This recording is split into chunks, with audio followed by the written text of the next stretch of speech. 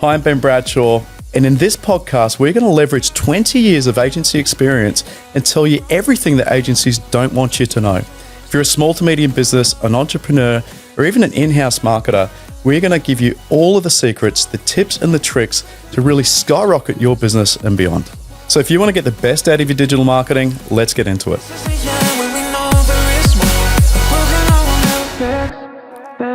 Obviously, a lot of our customers have worked with agencies before, right? And often underperforming agencies. And I'm sure they'd probably have their moment again. There'd probably be some key things that they'd want to look out for to pick up that the agency wasn't performing. So for yourself, like for our customers out there, if your agency is underperforming, like what are the key things they should be looking out for?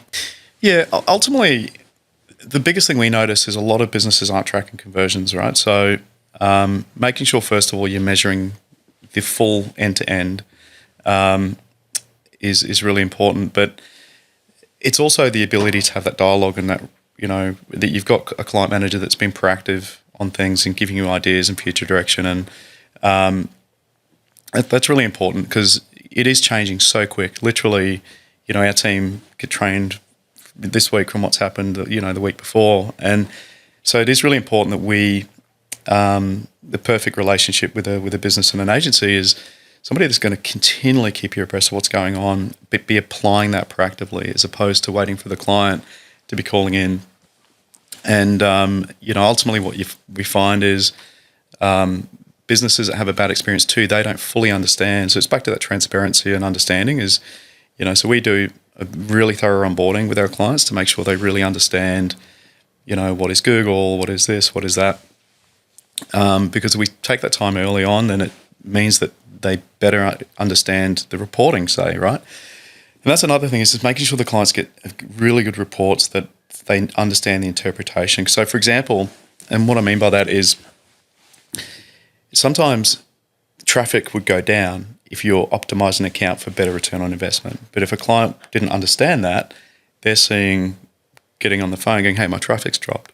Well, no, the bad traffic's dropped, right? And all we're doing is lowering the spend on the bad traffic and keeping, you know. So it's really important that agency gets that right with their clients. And, and we're really clear on what the goals are. Something I know you're passionate about is the 80-20 rule. So I'd love you to touch on that from a marketing sense and then potentially business sense as well.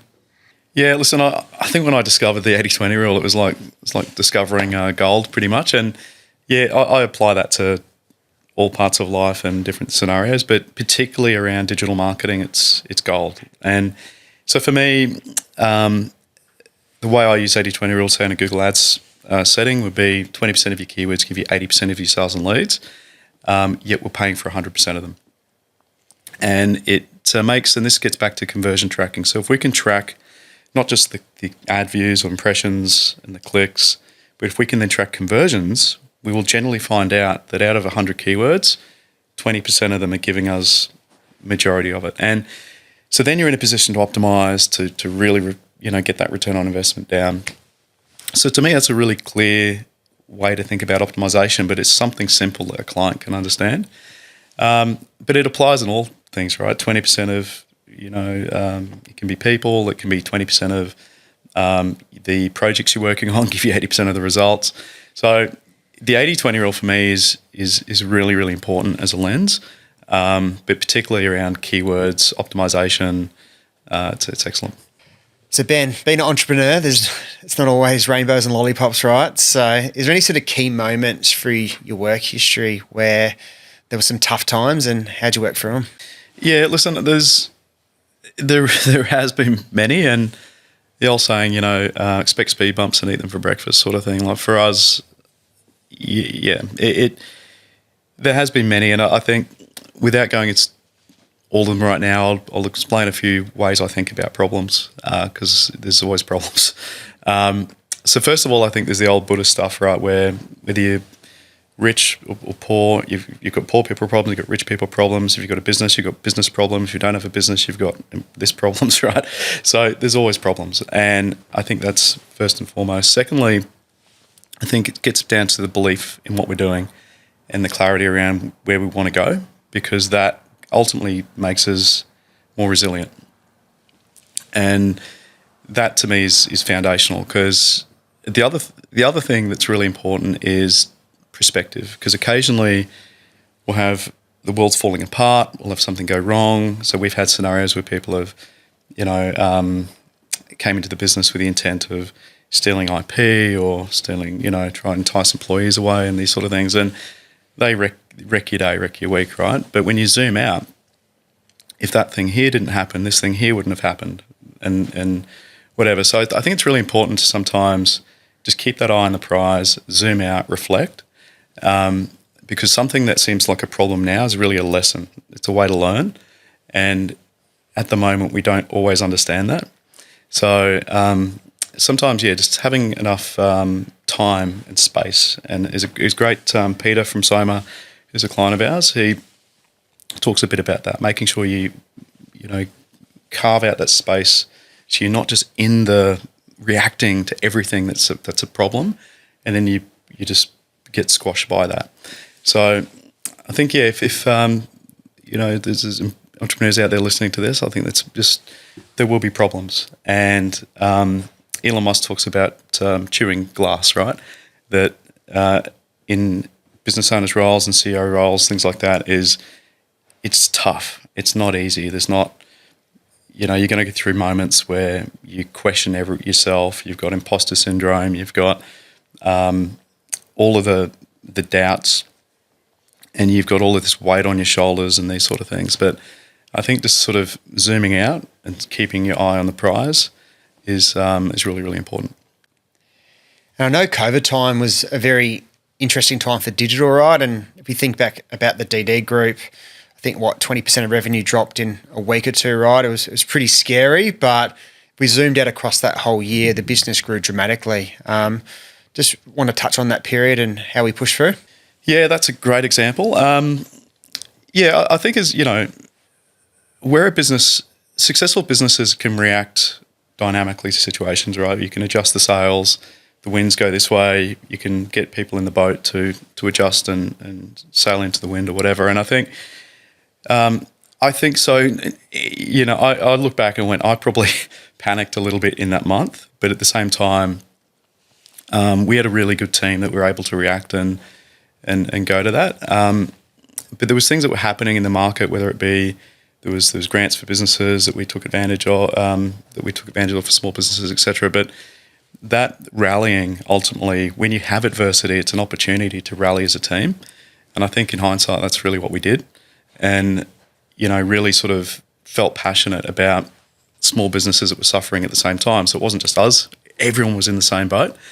And we got back to our core values, which is let's go and help our businesses out. And, we launched packages, for example, like cost price, web packages, e-commerce. So coffee shops that couldn't open their doors anymore due to lockdowns, go, hey, let's give them free e-commerce so they can start selling coffee beans and this sort of thing. So I think it's really foundational to think, well, if you have a challenge that's occurred, just zoom out and look at has the problem changed for the client? How can you help them more?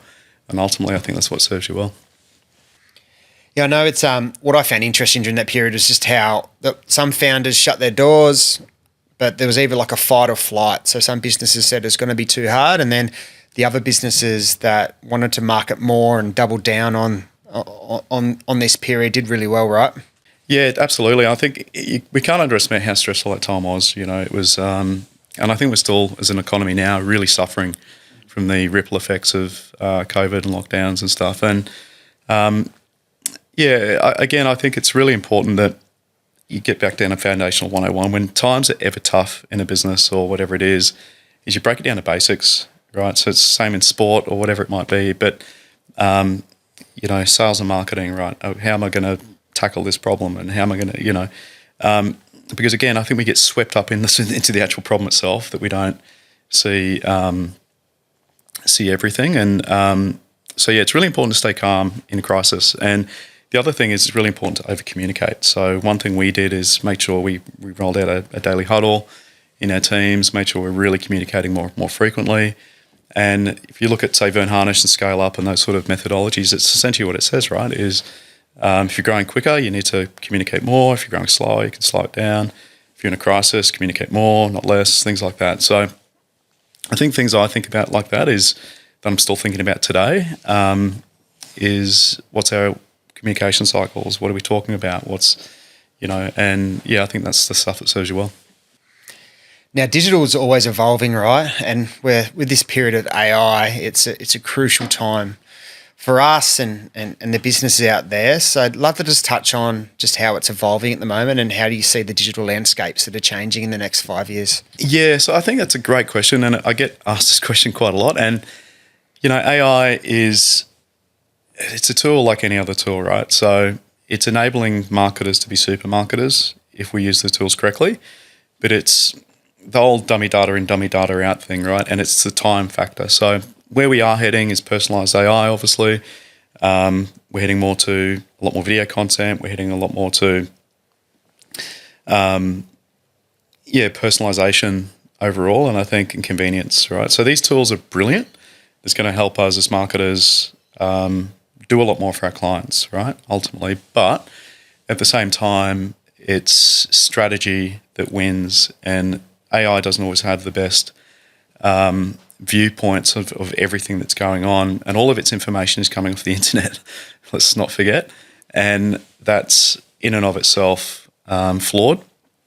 So I think we need to make sure we definitely know how to utilize these tools, like as everyone would be aware of. But if it's a business owner, they need to understand their customers, right? Because that's ultimately what marketing is understanding your customers well. And AI is not great at doing that. So at the moment, so I think it's just foundational things. But yeah, we definitely believe as an agency in leveraging AI and all sorts of different things. But it's only as good as the experience that you put into it. And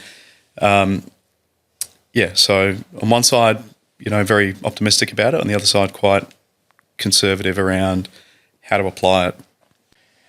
Now, supermarketers is a cool word, right? Like, love to just unpack. I know we're on a mission as a company to create supermarketers, right? So how's that going to benefit small to medium-sized businesses?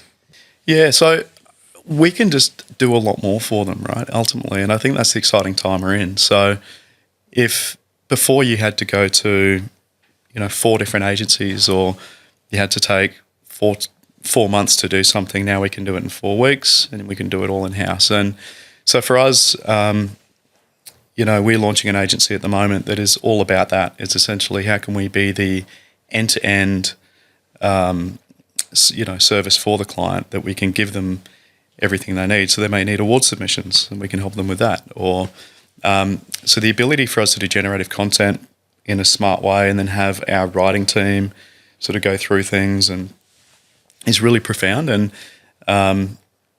so as these tools come available, it just means we can help the clients more, and that's really the big shift. Yeah, I know speed to action's one of our goals, right? So someone calls up an account manager, I need help with a logo or a design and so on. Like, how do you see that sort of working out with AI? Yeah, so obviously now there's plugins to GPT. There's a lot more tools that are every platform and app out there. It's the SaaS world is integrating generative AI into their platforms, and I think the power of where AI is heading is ultimately in its personalization. And so for us, we're in a great position because we speak to our clients in depth when they come on board. We survey them. We do an onboarding chat, understand their goals, and we also have data that we have got historically for years and years and years, and on the client's accounts. So we have a really good contextual understanding of what we think we could, of that business. And so for me, it gets back to that personalization, and then the ability to, where AI is heading is obviously the ability to go and do things. And that's going to take a bit more time this next couple of years. But I think a lot of businesses that don't want to log into a browser because it's a distraction, right? A plumber's a good example, or a roofer, or whatever. So we need to be making sure that we're utilizing these tools on behalf of clients, and making sure that if they've got a really great image, we can now spin that image and create more of them. Or as before, that was just not possible, right? So I really think specialized marketers is moving to more, not generalized marketers, but I'll call it super marketers, because before, you could only do one thing and you'd have to rely on another resource to do, an image, for example, is now we don't. And that's the big shift. Now, Just Digital Marketing's been, we've been working on for the last 6 months. Love you to sort of explain the reason behind the agency, why it's different to your other agencies and how it's going to benefit our clients. Absolutely, yeah. So, this is obviously a bit of a passion project, because definitely seeing a gap in the market where either there's agencies that are very still specialised or fragmented in a way, and they're either not results driven. The one's a creative, one's a performance marketer just on ads. And what we want to do with Just Digital Marketing essentially is offer our super marketers to our clients, and so we'll be utilising the latest in AI technology. We'll be utilising the best in our client panels, our a way that we've learned over 19 years of serving and helping small to medium businesses. So for me, it's like surfacing the best of what we've learned and creating an agency that can actually help the client in better than any other agency out there that's results driven. So the other big thing we've tried to do with JDM is to really get back to the foundational core of outsourcing, is people understanding that we are part of your team and we're an extension of your business. And that really is something that I think is really key, because then we care about what they're doing, we understand what they're doing, and then we can apply that through our marketing in a better way. And additionally, because we've obviously been in the market and done, we've had more Google Ads professionals in the country. We've got so much knowledge around what we do that we feel it's almost an obligation to start educating the market through courses, webinars, podcasts, those sort of things. So, and that gets back to our foundational core really, which is making sure that clients understand. Let's empower them to really understand how digital marketing works, how sales and marketing works. So, a lot of the content we'll be creating will be things like, 101 on how to handle a sales call, best practice on replying to an email, these sort of things. So we can really just make sure that those additional things that they're doing in their businesses is all in place, because we have seen over the years where we'll get them leads, we'll do this, and then there's these other gaps that they're missing. So we want to go a bit beyond digital marketing, even though we're just digital marketing, and really make sure that we're empowering their businesses through education. Fantastic. And we've also launching holistic packages. So historically, your other agencies have been very siloed. You can pay us for Google, Facebook, SEO, whereas we're designing some holistic packages. So can you run through the benefit of that for our clients? Yeah, so I think it's really important more than ever to have more than one kite in the air when it comes to marketing, right? And so we do really, really well, say, if it's in the trade space, we know Google Ads works really well, right? But if it's e-commerce, Instagram, TikTok is also an additional is a great thing. So what we're aiming to do is create a service where it's flexible enough where we can go where the results are for our clients. So it really comes back down to that. And ultimately, our packages in the past have probably been a bit restrictive in that sense, and we want the ability to go, you know what, we're seeing this trend in TikTok right now for your particular sector. Let's give that a crack, and without having to sell something else to the customer or whatever it is. So it's really about flexibility for us to get results, and it's about flexibility for the customer. I know that each client we onboard, where we speak about the fact that if we don't get results, you can fire us. No contract model, and ultimately, unless you're with us long term, we don't make profit as a business. Why are you so passionate about results in that model?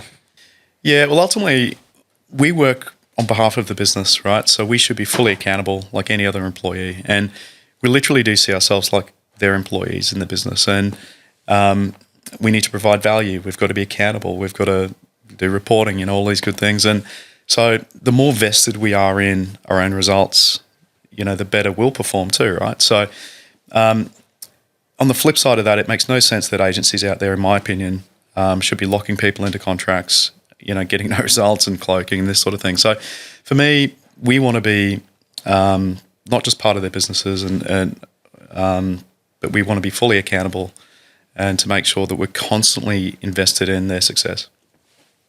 So as a large agency, right, we've got a massive focus on inbound. So we onboard clients through Google Ads, Facebook, SEO, and so on. But we also have an outbound team that offer proactive reviews for our clients. 8 out of the 10 businesses we actually speak to don't have their accounts targeted and not set up correctly. Why do you think it's valuable for business owners to listen to other agencies and times to get a good perspective? Yeah, well, ultimately, again, you don't know what you don't know. And I think the market's moving, it's shifting, and we absolutely are on the forefront of that as an agency, and other agencies are as well. And as a business owner, you need to sometimes make sure you understand the landscape, and it's back to that, really. And the other thing too is, so when we do say a review, we'll look at competitors, we'll look at best practices, we'll look at all of these sort of things that are important. And and I think it's really important to do that occasionally and really just benchmark not just your business, but particularly your marketing. Because one thing that used to frustrate me and still does is we'd have a client say, for example, that we get them great results, and then they'd go for their accountants meeting at the end of the year, and they'd look at our agency costs, a couple of grand for the year or whatever it was, and they would go, "Oh, you probably can save that and not do it." But for me, it's the results that you get through your sales and marketing that actually creates the revenue that actually means you've got stuff to account for in the first place. So I think it's really important that businesses firstly understand the flow of how that works. And the old Jay Abrahams quotes, right? There's only 3 ways to grow your business, right? How many clients you get, what you sell your product for, and how often you can keep selling that product. They're the levers. And I think it's important for businesses to go, well, where are my customers hanging out right now, first of all, right? Are they on Facebook? Are they on TikTok? Are they moving? And unfortunately, you can't keep abreast of that yourself. So a business review, that we would do enables us to kind of assess and go, well, here's where the market is for your customers. Here's where you're currently sitting at in terms of your own marketing. And if they just took that knowledge, that's one thing, but it's equivalent of putting your hand up in that room, right, and going, who's tracking their analytics? Yeah, who's doing anything about it? And the whole hands go down. So then you've got to be in a position to actually implement it. And unfortunately, why a lot of small to medium businesses fail is they have no ability to actually implement any of that knowledge. And AI is great and this and that, but it can't do what we do in terms of implementing the best practice on a TikTok account or an Instagram or Google Ads, whatever it is. So first of all, it's you don't know what you don't know. So get an assessment, look at your competitors. Where am I sitting? Where's my my customer archetypes? Where are they hanging out? Fish where the fish are, and making sure that you've got the ability through if it's not an agency, someone in house or whatever. An agency, in my opinion, is a lot more accountable. If you don't like that person, you can get someone else. It's about 1/8 of the cost of someone in-house. So I'm very biased, obviously, towards using an agency, but regardless, you need the ability to implement it, and that's really, really important.